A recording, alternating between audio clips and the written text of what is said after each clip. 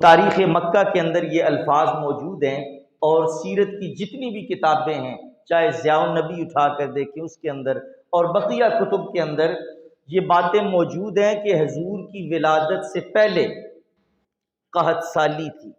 کیا تھی؟ قحط سالی تھی، بارش نہ ہوتی، کئی سال ہو گئے بارش نہ ہوئی، سبزہ نہیں تھا، اور سبزہ نہ ہونے کی وجہ سے جانور بھوکے تھے، اور اتنی مورخین نے بات لکھی ہے کہ لوگوں کو پانی نہیں ملتا تھا، اونٹ کو ذبح کرتے اور اس کے معدے سے جو پانی ہے وہ پی کر گزارا کیا کرتے تھے۔ یہ حالت تھی، اگر بکری کو ذبح کیا جاتا گوشت نہ نکلتا، ہڈی نکلتی۔ یہ قحط سالی کا عالم تھا، سبزہ نہ ہونے کی وجہ سے، بارش نہ ہونے کی وجہ سے قحط سالی تھی۔ اور لوگ بیان کرتے ہیں مورخین کہ جس سال حضور کی ولادت ہوئی آسمان سے اللہ کی رحمت ابر کرم بن کر برسی، اور اتنا برسی کہ پوری عرب کی جو سرزمین ہے وہ سرسبز ہو گئی اور جانور خوشی سے نہال ہو گئے ولادت مصطفیٰ والے سال۔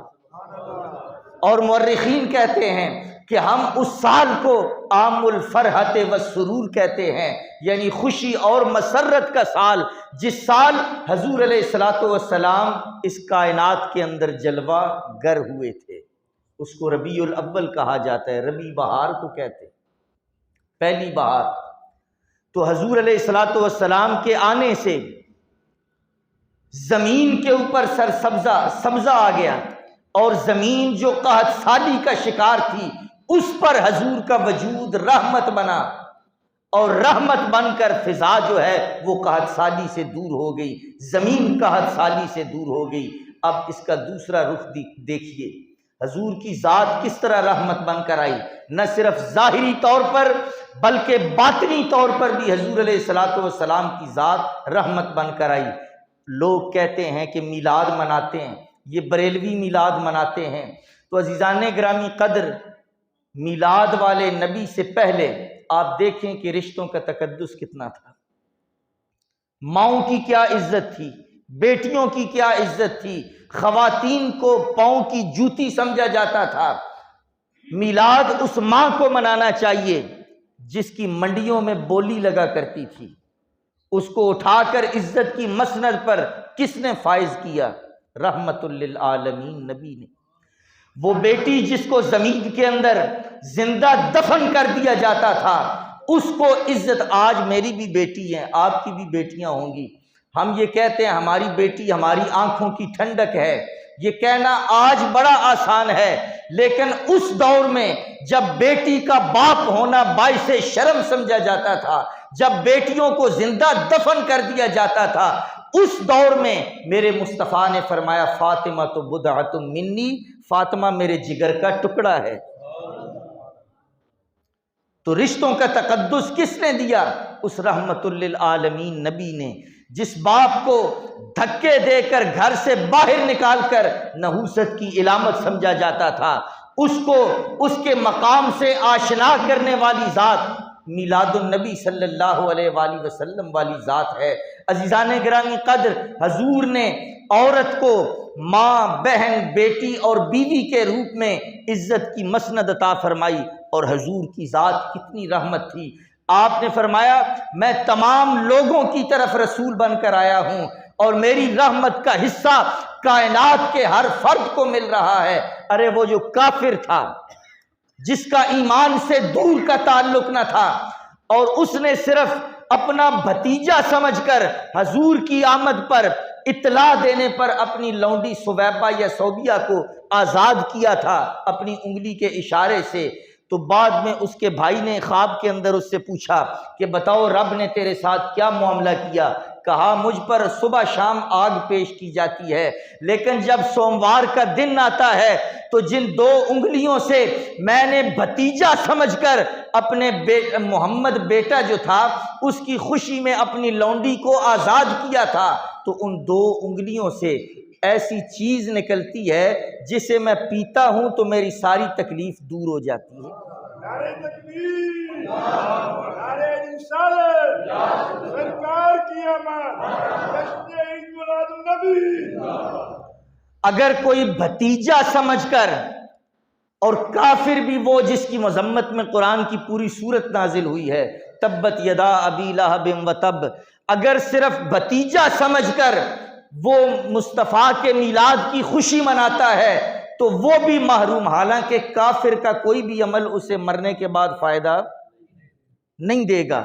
لیکن میلاد مصطفیٰ وہ نسخہ ہے کہ کافر کو بھی نوازا جا رہا ہے کہ جن 2 انگلیوں سے اس نے حضور کی آمد کی خوشی میں بھتیجا سمجھ کر خوشی منائی تھی، ان 2 انگلیوں سے ایسا دودھ نما چیز نکلتی ہے جس سے اس کی ساری تکلیف دور ہو جاتی ہے۔ تو علماء بیان کرتے ہیں کہ اگر کوئی حضور کا امتی آپ کو نبی آخر الزمان سمجھ کر، رحمت للعالمین سمجھ کر میلاد کی خوشی مناتا ہے تو وہ فیض سے محروم کیوں ہو سکتا ہے؟ وہ کس طرح محروم ہو سکتا ہے؟ حضور علیہ الصلوۃ والسلام کی ذات رحمت للعالمین ہے، سارے عالمین کے لیے اللہ تعالیٰ نے آپ کو رحمت بنا کر مبعوث فرمایا ہے۔ عزیزان گرامی قدر، رب نے جب اپنا تعارف کیا فرمایا وَنَحْنُ أَقْرَبُ إِلَيْهِ مِنْ حَبْلِ الْوَرِيدِ، میں انسان کی شاہ رگ سے بھی زیادہ قریب ہوں۔ اور محبوب کے بارے میں فرمایا النبی اولیٰ بالمؤمنین من انفسہم، نبی کی ذات اہل ایمان کی جانوں سے بھی زیادہ ان کے قریب ہے۔ اب شاہ رگ پر جب چھری چلاتے ہیں اس کی تھوڑی دیر تک جو ہے وہ جانور تڑپتا رہتا ہے، کچھ نہ کچھ زندگی ہوتی ہے، بعد میں اس کی موت واقع ہوتی ہے، لیکن اگر جسم سے جان نکل جائے کیا کوئی چیز زندہ رہتی ہے؟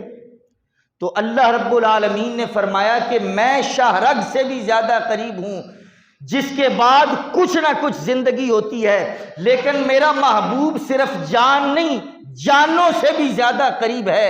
اگر وجود سے جان نکل جائے تو بندے کے اندر یا کسی بھی چیز کے اندر زندگی باقی نہیں رہتی۔ علماء بیان کرتے ہیں اگر حضور کی ذات، آپ کی محبت، آپ کی عقیدت نکل جائے تو انسان کے اندر ایمان مکمل نہیں رہتا۔ تو بات چل رہی تھی حضور کی رحمت کی، آپ نے رشتوں کو تقدس عطا فرمایا، وہ بیٹی جس کو زندہ دفن کر دیا جاتا تھا، لیکن تاریخ نے یہ بھی دن دیکھا حضور مسجد نبوی سے باہر نکلے، ایک عورت 18 یا 19 سال اس کی عمر تھی، وہ وہاں پر بیٹھی ایک قیدی بن کر آئی تھی، مسلمانوں نے فتح حاصل کی تو اس کے سر پر دوپٹہ موجود نہ تھا۔ سرکار دو عالم علیہ الصلوۃ والسلام نے اپنی کالی کملی اس کو عطا کی صحابہ کو، جاؤ یہ اس لڑکی کے سر کے اوپر دوپٹہ دے دو۔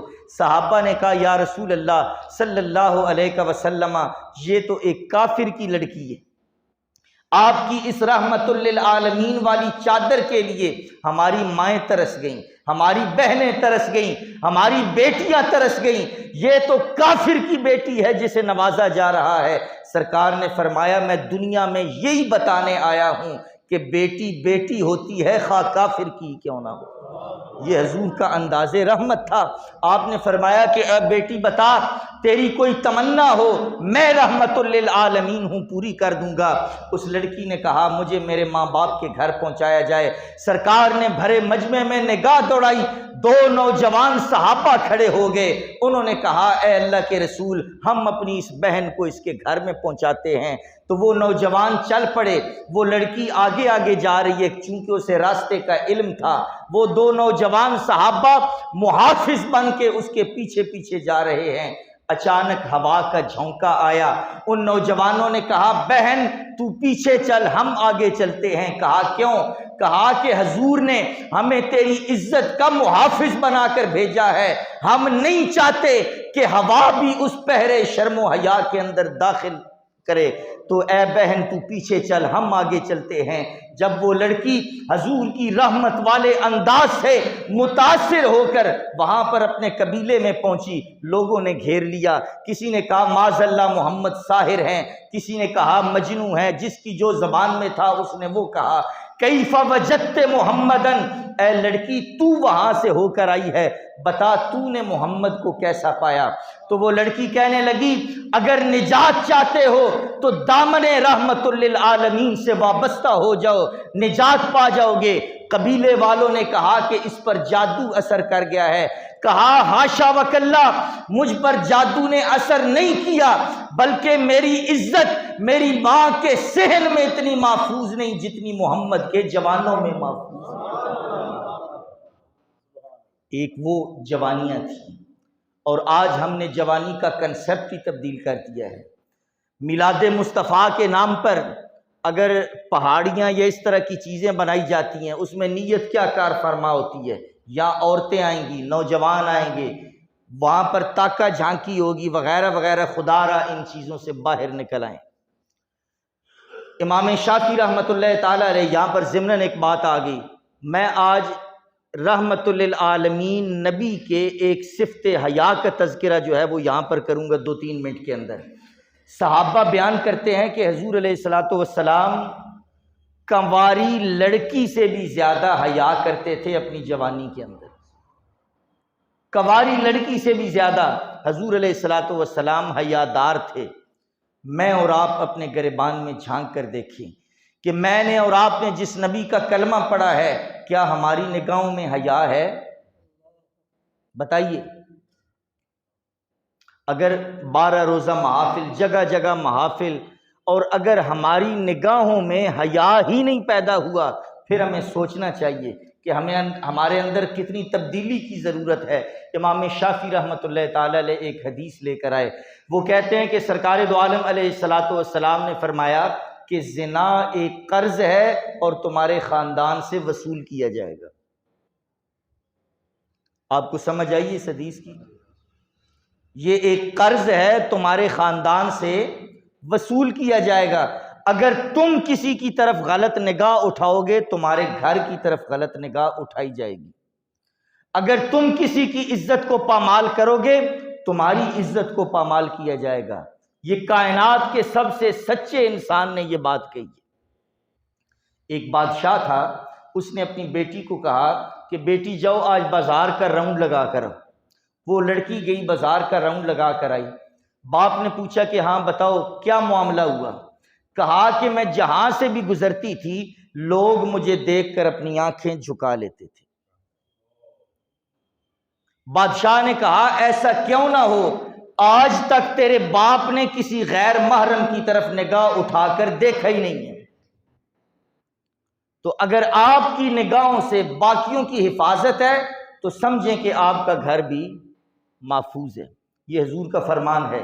عزیزان گرامی قدر، اس چیز کی ضرورت ہے۔ ایک بڑے مشہور دانشور ہیں، وہ بیان کرتے ہیں کہ اس نوجوان آدمی اور اس شخص جو بازار کے اندر یا گلی کے اندر چوک میں بیٹھا ہے، اس آدمی اور کتے کے اندر کوئی فرق نہیں جس سے نگاہ بچا کر یا ڈر کر عورت اپنا راستہ تبدیل کر لے۔ بس حضور کے اس صفت وصف حیا کو جو ہے وہ کلچر کو عام کریں۔ تو اس لڑکی نے حضور کے دامن رحمت سے وابستہ ہو کر اپنے قبیلے کی بھی نجات کا سبب بنی۔ حضور کی رحمت اتنی تھی، ایک شخص نے، اور آپ چھوٹی چھوٹی باتوں کا خیال رکھا کرتے تھے، جو کسی کو تکلیف ہوتی تھی احساس، اس کا بھی حضور خیال رکھا کرتے تھے۔ مثال کے طور پر ایک صحابی نے دوسرے صحابی کو کہہ دیا آپس میں، اوے کالی ماں کے بیٹے۔ تو سرکار دو عالم علیہ الصلوۃ والسلام اس بات کو سن رہے تھے، دیکھ رہے تھے۔ آپ نے کہا کہ اس طرح نہ کہو، اللہ نے کسی انسان کو کسی انسان پر کوئی فوقیت نہیں دی۔ اور اب ساتھ جو اس نے جملہ کہا تھا اس کے مداوع کے لیے سرکار نے فرمایا کہ مجھے سفید ماں نے جنم دیا ہے اور کالی ماں نے دودھ پلایا، تاکہ اس کے ذہن میں جو یہ احساس کمتری پیدا ہوئی تھی وہ ختم ہو جائے۔ حضور علیہ الصلوۃ والسلام نے لوگوں کے احساسات کے اندر رحمت کی تحصیل کی ہے۔ لوگ اپنے احساسات کے اندر بھی حضور علیہ الصلوۃ والسلام کی رحمت کو محسوس کیا کرتے تھے۔ حضور مسجد نبوی کے اندر لوگوں کو ارشاد فرما رہے ہیں، واعظ و نصیحت کر رہے ہیں۔ حضرت فاروق اعظم رضی اللہ تعالیٰ عنہ آپ بھی موجود تھے۔ ایک بڑھیا عورت جو ہے وہ مسجد نبوی کے دروازے پر آ گئی، اس نے حضور کو اشارہ کر کے بلایا۔ اب اس واقعے کو آپ اپنے ذہن میں کنورٹ کریں۔ ہم یہاں پر مثال کے طور پر میں بیٹھا ہوں، اب وہاں پر دروازے پر کوئی شخص آ کر کہتا ہے، اوے مولوی صاحب ادھر آئیے بات سنیے، کیا یہ آداب کے منافی بات ہے یا نہیں ہے؟ منافی ہے بحیثیت انسان